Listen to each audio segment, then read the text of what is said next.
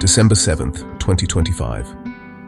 The sun rises over Myanmar, but it brings little hope. Myanmar now stands as one of the world's most lawless nations, a place where the rule of law has all but vanished and daily life is shaped by uncertainty. The capital, once vibrant and bustling, is now among the most dangerous cities on earth. Streets that once echoed with laughter are now silent, patrolled by armed men and haunted by fear. Civil war, ignited by the 2021 military coup, has torn the country apart. Battles rage between the military and resistance groups, leaving destruction and heartbreak in their wake. Over 82,000 dead, more than 3 million displaced. These are not just numbers, but lives upended, families separated, and futures stolen. The economy has collapsed. Banks barely function, and people wait in endless lines for a chance at their own money. The kyat is nearly worthless. Hyperinflation means a kilogram of notes buys just $10. Black markets thrive as people desperately try to exchange what little they have for something of value. Poverty is everywhere, even as Myanmar exports rice and fruit. Children beg in the streets, and families struggle to afford even basic necessities. In the absence of government, criminal syndicates thrive. Gangs rule neighborhoods, and the police are nowhere to be found. Along the borders, entire cities are built for illicit trade. These towns pulse with illegal activity, their neon lights masking a darker reality. These aren't hidden dens, they're sprawling complexes, run by international gangs, scamming victims worldwide. Technology and crime blend seamlessly here. Lawlessness here isn't just chaos. It's a new order, where exploitation and fear rule. Ordinary people live in constant danger, never knowing what tomorrow will bring. The collapse of Myanmar is a warning. When a nation unravels, the worst quickly fill the void. The institutions that once protected people are now just empty shells. This is daily life for millions, survival in a shadow economy, where hope is scarce and resilience is everything. As if war and political turmoil weren't enough, a devastating 7.7 magnitude earthquake struck Myanmar this year, compounding the nation's already overwhelming misery and hardship. The disaster hit with little warning, shaking communities to their core and leaving devastation in its wake. Entire neighborhoods were reduced to rubble, homes flattened, roads buckled, and over 3,600 people killed, though the true toll is likely far higher as many remain missing beneath the debris. The destruction was so widespread that even emergency responders struggled to reach the worst-hit areas. Hundreds of thousands are now homeless, forced to live in makeshift tents and crowded camps in devastated regions like Mandalay and Sagaing. Families huddle together, trying to stay safe as aftershocks continue to rattle their fragile shelters. The state's emergency response was almost non-existent. With little official help, volunteers and ordinary citizens dug through rubble with bare hands, desperately searching for survivors and loved ones. Clean water, food, and medicine are scarce. Aid trickles in slowly, and many families wait in long lines for basic necessities, unsure when help will arrive. For many, hope itself was buried in the ruins. Grieving families mourn their losses, surrounded by the shattered remains of their homes and lives. The disaster even derailed the future of an entire generation. Over 60,000 university candidates had to retake entrance exams after their test papers were destroyed, adding uncertainty to already difficult lives. For these young people, the earthquake was another cruel twist in a life already shaped by war, poverty, and constant upheaval. Their dreams are now on hold as they struggle to rebuild. In Myanmar, even education is uncertain. Children try to study in damaged classrooms or temporary shelters, unsure when normalcy will return. The earthquake didn't just destroy buildings. It shattered what little stability remained, leaving families to pick through the rubble of their former lives. Now, survival is the only certainty. In the face of disaster, Myanmar's people endure, clinging to hope in each other as they face an uncertain future. In Myanmar, daily life is defined by scarcity of food, money, and especially electricity. The power grid is in ruins. For most, blackouts are constant. Only the wealthy can afford generators. In Yangon, power rationing means a few unpredictable hours of electricity each day.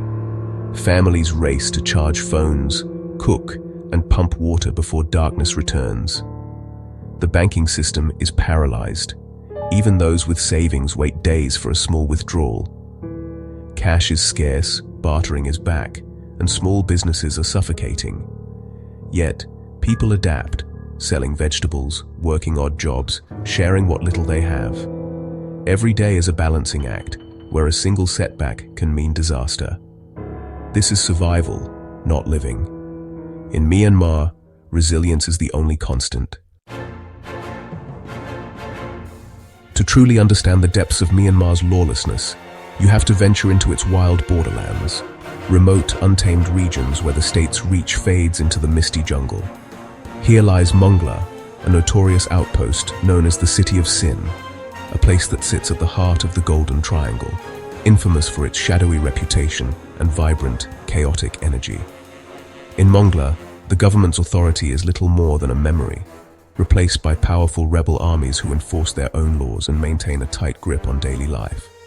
The city runs almost entirely on Chinese yuan, relies on Chinese cell networks, and even sets its clocks to Beijing time, making it feel more like a Chinese outpost than part of Myanmar.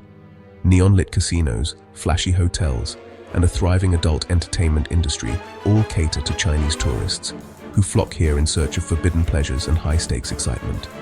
Security isn't provided by police, but by young militia soldiers armed with AK-47s, patrolling the streets and standing guard outside the city's lucrative businesses. Here, the line between legal and illegal blurs, gambling, counterfeit goods, and even more dangerous trades operate side by side, hidden in plain sight. The local militia profits from every transaction, taxing casinos, protecting businesses, and ensuring the underground economy thrives under their watchful eyes. Mongla is a place where capitalism runs wild and unchecked, a city where anything and everything is for sale if you can pay the price. It's a raw, unfiltered display of what happens when the rule of law collapses and profit becomes the only guiding principle, leaving morality and order behind. In Mongla, the rule of the gun is absolute, and survival depends on who holds the most power. Mongla's markets openly sell endangered wildlife, tiger skins, ivory, bear paws, pangolin scales, goods that would spark outrage anywhere else. The trade is public, fueled by demand from China and protected by local warlords. Soldiers ensure the business runs smoothly, not that it stops. Prostitution and human trafficking are rampant. Counterfeit luxury goods are everywhere. Even hotels steal the names of global chains, faking legitimacy.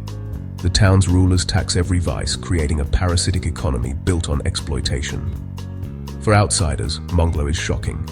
For locals, it's just survival in a world without rules. Here, the only law is profit and power. Mongla is a microcosm of Myanmar's collapse. Amid chaos, Myanmar's ancient traditions endure, though even these are shaped by crisis. In remote tribes, elderly women's tattooed faces recall a time when such marks protected them from abduction. Today, trafficking and exploitation echo those old fears. The Kayan long-neck women wear brass coils as a symbol of beauty and identity, but now many live in tourist villages, their tradition commercialized for survival. The coils are heavy, sometimes dangerous, and removing them can be perilous.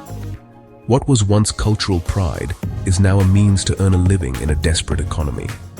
These customs raise hard questions: preservation or exploitation?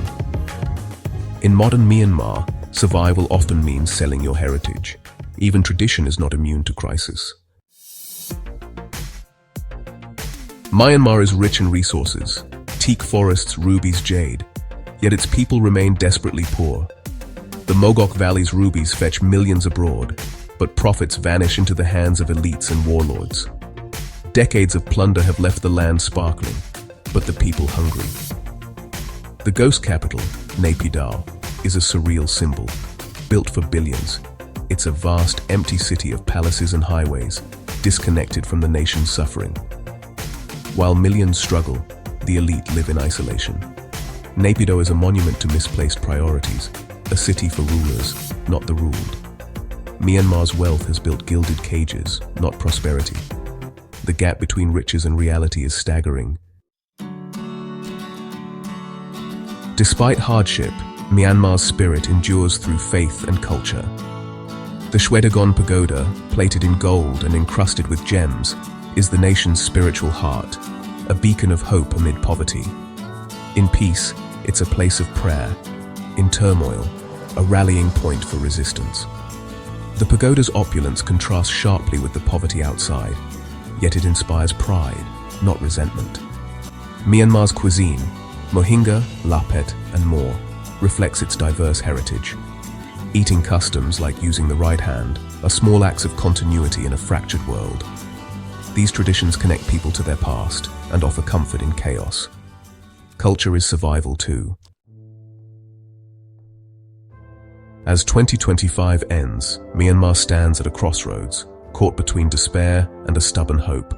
War and disaster have shattered the machinery of the state, replacing it with survival and criminality. The country's riches are squandered, its people among the world's poorest. A ghost capital gleams while millions live in tents. Yet resilience persists, in families, in volunteers, in faith. The future is uncertain. Will Myanmar fragment further, or can it rebuild? The answer depends on silencing the guns and sharing the nation's wealth. For now, Myanmar is a cautionary tale, a paradise lost. But within its people, hope endures. One day, paradise might be found again.